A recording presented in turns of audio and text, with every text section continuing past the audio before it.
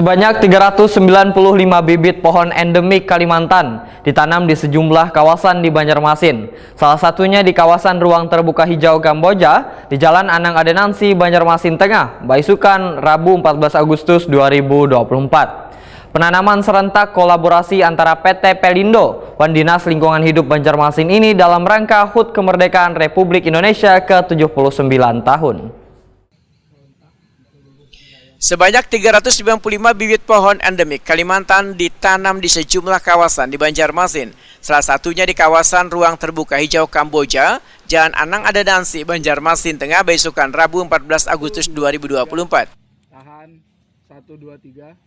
Penanaman serentak merupakan bentuk kolaborasi antara PT Pelindo dan Dinas Lingkungan Hidup Banjarmasin melalui program Corporate Social Responsibility dalam rangka Hari Ulang Tahun Kemerdekaan Republik Indonesia ke-79 tahun. Subregional Head Regional Kalimantan PT Pelindo Sugiono Wetakuni Prima TV memedahkan penanaman ratusan bibit pohon endemik bersama Dinas Lingkungan Hidup Banjarmasin adalah untuk mewujudkan ruang terbuka hijau di Banjarmasin.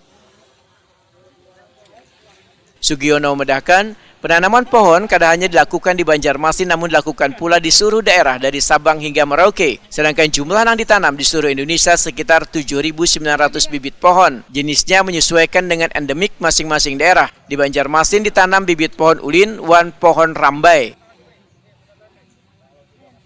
Dalam rangka perayaan HUT Republik Indonesia ke-79 ya.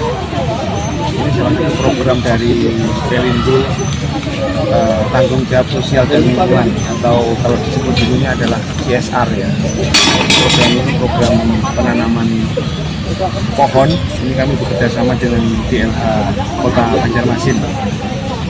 Pelaksanaan penanaman ini serentak di seluruh Pelindo ya, dari Sabang sampai Merauke. Harapannya ini merupakan salah satu wujud ikut peduli kita kepada lingkungan, khususnya melalui gerakan penanaman pohon. Berapa batang pohon nih Pak mungkin yang diserahkan Pak ke DLH? Untuk di wilayah Banjarmasin kami menanam pohon bersama dengan DLH kurang lebih 395 pohon. Jadi kalau seluruh Pelindo dari Sabang sampai Merauke ada 7.900 ya, 7.900 pohon ya. Kepala Dinas Lingkungan Hidup Banjarmasin Alip Yospahlop memedahkan dinasnya sangat menyambut baik kegiatan penanaman pohon dari PT Pelindo. Kegiatan ini diharapkan diikuti oleh instansi lainnya untuk bergabung menghijaukan lahan di Kota Seribu Sungai ini.